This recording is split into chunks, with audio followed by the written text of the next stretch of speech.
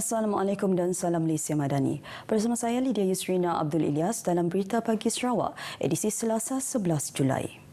Sarawak menerima anugerah The World Longest Reef Ball Barrier Reef daripada The Reef Ball Foundation dalam mengekalkan kelestarian alam sekitar dan hidupan air. Timbalan Premier Sarawak, Dato' Amawang Tengah Ali Hassan berkata, anugerah tersebut turut menyifatkan projek berbola terumbu karang Sarawak merupakan salah satu projek reef ball terbaik dunia. Katanya Sarawak kini mempunyai 67 kawasan terlindung sepenuhnya atau Totally Protected Areas TPA yang dikawal selia oleh Perbadanan Perhutanan Sarawak SFC seluas lebih kurang 872,000 hektar kawasan daratan. Ia bersamaan 87.2% daripada sasaran 1 juta hektar yang disasarkan oleh Sarawak, selain sejumlah 1.24 juta hektar kawasan marin telah diwatakan sebagai TPA yang menjadikan jumlah keseluruhan kawasan diwatakan sebagai TPA adalah lebih kurang 2.12 juta hektar. Beliau yang merangkap Menteri Sumber Asli dan Pembangunan Bandar kedua berkata demikian ketika menerima kunjungan hormat Menteri Sumber Asli, Alam Sekitar dan Perubahan Iklim Malaysia Nik Nazmi Nik Ahmad di Kuching. Berhubung dengan Sarawak Reef Ball Project, kerja-kerja melabuhkan 16,800 unit tukun reef ball dari perairan Laut Tanjung Datu hingga ke lawas sepanjang lebih kurang 1,000 km telah siap dilaksanakan pada hujung tahun lepas dengan kos 70 juta ringgit ditanggung sepenuhnya oleh kerajaan negeri. Ia bertujuan untuk memelihara, membekaya dan melindungi sumber serta ekosistem marin Sarawak dengan fasa 2 projek turut diluluskan dengan kos 30 juta ringgit bagi mewujudkan kawasan sport fishing dan scuba diving bagi menyokong industri pelancongan marin serta menjalankan projek perintis mariculture batu karang coral mariculture. Majlis Wanita dan Keluarga Sarawak MWKS berharap lebih banyak peruntukan akan disalur kepada MWKS selari dengan pengiktirafan Sarawak sebagai negeri berpendapatan tinggi baru-baru ini. Pengerusinya Datuk Seri Fatimah Abdullah berkata peruntukan tersebut diperlukan bagi menangani ketidaksamaan pendapatan, kemiskinan, jaringan keselamatan yang lebih luas untuk orang kurang upaya dan masyarakat yang sudah berusia, persediaan untuk menghadapi masyarakat tua serta memperkasa badan bukan kerajaan dan wanita. Beliau berkata demikian dalam satu kenyataan media semalam. Tambahnya, pengiktirafan Sarawak sebagai negeri berpendapatan tinggi merupakan satu pencapaian penting dan MWKS berterima kasih kepada Premier Sarawak untuk kejayaan tersebut.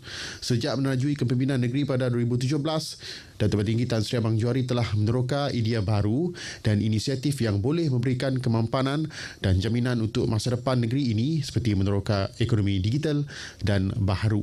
Justru MWKS menjangkakan peningkatan terus dalam pendapatan negara kasar menerusi idea Premier untuk mempelbagaikan lagi ekonomi Sarawak. Ia melalui pengeluaran gas hidrogen, perdagangan karbon dan bahan bakar penerbangan daripada alga. Jabatan Wanita dan Keluarga Sarawak, Majlis Pembangunan Sosial Sarawak dan Polis Diraja Malaysia akan bekerjasama menganjurkan program anti-skim. Menteri Pembangunan Wanita, Kanak-kanak dan Kesejahteraan Komuniti, Datuk Seri Fatimah Abdullah berkata, mesyuarat penyelarasan yang pertama bagi program itu akan diadakan minggu depan bagi membincangkan perkara-perkara berkaitan dengan lebih lanjut. Beliau berkata demikian ketika mempengerusikan mesyuarat Majlis Wanita dan Keluarga Sarawak MWKS bilangan 1 2023 di Kuching semalam. Datuk Seri Fatimah yang juga pengerusi MWKS turut mengucapkan tahniah kepada 24 ahli MWKS atas pelantikan mereka bagi sesi 2023-2024. Beliau turut merakamkan penghargaan kepada 28 ahli MWKS sesi 2021-2022 atas sumbangan dan komitmen yang telah diberikan sepanjang tempoh pelantikan. Golongan penjajah dan peniaga kecil digalak untuk menjarum dalam Pertubuhan Keselamatan Sosial Perkeso menerusi Skim Keselamatan Sosial Pekerja Sendiri SKSPS bagi membantu golongan tersebut sekiranya ditimpa kemalangan. Menurut Pengurus Perkeso Serikeh, Fanny Lim, pendedahan para penjajah kepada skim tersebut amat menggalakkan, namun masih ramai lagi golongan penjajah khususnya di kawasan luar bandar belum mengetahui akan wujudnya skim tersebut. Jelasnya pelaksanaan SKSPS adalah untuk mereka yang bekerja sendiri yang mana ia turut mempunyai subsidi kerajaan dan penjajah hanya perlu membayar sebanyak RM46.60 setahun. Justru bagi mendedahkan lagi berkenaan skim tersebut, pihak Perkeso membuka booth bergerak khusus di kawasan luar bandar selain melayari laman sesawang Perkeso bagi mengetahui lebih lanjut faedah-faedah yang disediakan. Sambutan dari segi skim penjajah ini buat masa ini amat menggalakkan, namun demikian masih ramai lagi penjajah yang di kawasan Sarike dan pedalaman seperti contoh Julau dan Pakan belum mengetahui tentang faedah-faedah Perkeso pada masa kini lah. Sebab itu kita memberi peluang kepada kita punya penjajah untuk mendaftar, dan kita juga akan membuka booth-booth di kawasan Pasar Tamu untuk memudahkan mereka berdaftar dengan Perkeso. Beliau berkata demikian kepada pemberita pada program penyerahan penerima faedah bersama penjajah Serike di Pasar Sentral Serike. Katanya lagi pihak Perkeso turut memperkenalkan skim keselamatan sosial suri rumah SKSSR yang merupakan skim terbaru dari Perkeso. SKKSR hanya bernilai RM120 setahun, di mana skim ini memberi perlindungan kepada suri rumah sama ada suri rumah sepenuh masa ataupun suri rumah yang bekerja. 2 kes penipuan dalam talian telah dilaporkan semalam di daerah Kuching dan Sibu. Menurut kenyataan media Pesuruhjaya Polis Sarawak, CP Datuk Muhammad Azman Ahmad Sapri, di Kuching satu kes penipuan pelaburan online telah dilaporkan oleh seorang warga emas, wanita berusia 62 tahun, merupakan seorang penyelia sebuah syarikat yang telah mengalami kerugian sebanyak RM212,100 selepas mesej dari orang tidak dikenali menerusi aplikasi media sosial yang perkenalkan diri sebagai Miss Wong pada Mei lalu. Mangsa telah dipengaruhi untuk mengikuti pelaburan berbula DY yang boleh mengaut keuntungan sebanyak 20% dalam tempoh 240 saat mengikut jumlah wang yang dilaporkan, dan mangsa hanya menyedari selepas melakukan 11 transaksi pemindahan wang ke 7 akaun bank yang berbeza di antara 11 Jun sehingga 4 Julai seperti yang diarahkan suspek. Manakala kes kedua pula melibatkan tawaran kerja sambilan secara online di daerah Sibu oleh seorang perempuan pelajar universiti berusia 22 tahun dan mengalami kerugian sebanyak RM328,454.42. Beliau telah diperkenalkan oleh kenalannya untuk melakukan kerja sambilan secara online yang menawarkan komisen dengan cara membuat pesanan barangan dari sebuah aplikasi membeli belah. Mangsa telah melakukan 53 transaksi ke 7 akaun bank berbeza di antara 18 Mei sehingga 30 Jun lalu bagi tujuan melengkapkan pesanan barangan untuk mendapatkan komisen, bayaran denda, yuran pengurusan platform, cukai peribadi dan bayaran rebat. Dalam kenyataan yang sama, Polis Diraja Malaysia turut menasihatkan orang ramai untuk melabur hanya di platform yang betul dan berdaftar dengan Bank Negara Malaysia dan Suruhanjaya Security Malaysia sahaja, sekaligus mendapatkan nasihat kewangan dari ejen yang berdaftar sahaja tentang sesuatu pelaburan. Orang ramai disarankan untuk membuat semakan senarai syarikat dan laman sesawang yang tidak diberi kebenaran atau kelulusan oleh Bank Negara Malaysia dan Suruhanjaya Security Malaysia. Sementara itu, kes berkaitan anggota polis trafik menendang penunggang motosikal yang tular di laman Facebook pada 4 Julai lepas adalah kes lama yang ditularkan semula. Pesuruhjaya Polis Sarawak Datuk Muhammad Azman Ahmad Sapri berkata, kes yang ditularkan tersebut merupakan kes yang berlaku di Jalan Tepel Sibu pada 25 Ogos 2020.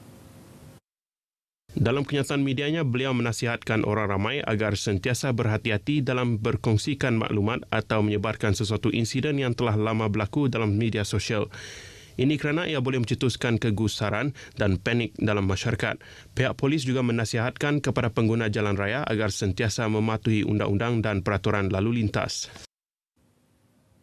Agensi Kaunseling dan Pengurusan Kredit AKPK akan membuka akaunten berkhidmat nasihat kewangan secara bulanan di Maybank Bintulu pada Khamis ini. Menurut AKPK, kaunter khidmat nasihat secara percuma itu bermula dari jam 9.30 pagi sehingga pukul 4 petang. Antara perkhidmatan yang disediakan ialah khidmat nasihat kewangan, program pengurusan kredit dan cetakan laporan pusat sistem maklumat rujukan kredit. Kaunter khidmat nasihat seterusnya dijadualkan pada 10 Ogos, 14 September, 12 Oktober, 16 November dan 14 Disember tahun ini. Orang ramai boleh melayari laman tersawang AKPK di www.akpk.org.my untuk mengetahui lebih lanjut tentang perkhidmatan yang disediakan. Pasukan Persatuan Rugby Bahagian Kuching KDRA mengekalkan kejuaraan 3 kali berturut-turut Piala Presiden Sarawak Rugby Union SRU semalam selepas menewaskan pasukan Miri dengan keputusan 3-6 mata berbalas 2-8. Pasukan Kuching yang rata-ratanya dibarisi pemain muda dalam perlawanan akhir tersebut mendapat tentangan sengit daripada pasukan Miri dengan kedudukan terikat 14 sama selepas tamat separuh masa pertama perlawanan. Menurut Kapten Pasukan Kuching Muhammad Adha Muhammad Zabidi, mereka melakukan sedikit kesilapan dan memberi peluang kepada Miri melapatkan mata. Bagi saya sangat tight dan Miri adalah pasukan yang bagus dan mempunyai kicker yang bagus dan sedikit kesalahan daripada pasukan kami membuatkan Miri berjaya merapatkan mata demi mata. Tapi so far Alhamdulillah kami berjaya mengawal perlawanan untuk memenangi perlawanan ini. Pemain yang merupakan anggota Agensi Penguatkuasaan Maritim Malaysia di Kuching berkata KDRA telah muncul juara pada tahun 2018, 2019 dan 2023. Sementara itu ditemui selepas perlawanan akhir itu, Ketua Jurulatih KDRA Zulkarnain Hisham Sarbini menjelaskan pemain-pemain KDRA telah menunjukkan peningkatan kualiti permainan dan prestasi yang baik bermula dari perlawanan pertama sehingga perlawanan akhir tersebut. The Kuching boys, they have the edge, maybe a little bit more experience, and I believe that is shown dalam game tadi. Kita boleh nampak, I believe dalam close game tu, but we had most of the possessions. 6 pasukan iaitu Kuching, Sibu, Mukah, Bintulu, Miri dan Betong mengambil bahagian dalam Piala Presiden Sarawak yang dianjurkan di Padang Rugby UPM Kampus Bintulu oleh SRU menerusi Bintulu Rugby Football Association BRFA. Pasukan Betong Rugby Association BTRA telah muncul johan kategori BOWL setelah menewaskan Persatuan Rugby Bahagian Mukah dengan 17-0. Sementara itu, pasukan Sibu Rugby Association Sibu menewaskan pasukan tuan rumah BRFA dengan mata 23-10. Hadiah kejohanan disampaikan Presiden SRU Richard Chong. Paparan itu tadi mengakhiri berita bagi Sarawak edisi Selasa 11 Julai. Seterusnya ikuti Selamat Pagi Malaysia selepas ini bersama Ismail dan Syafiqah. Salam Malaysia Madani.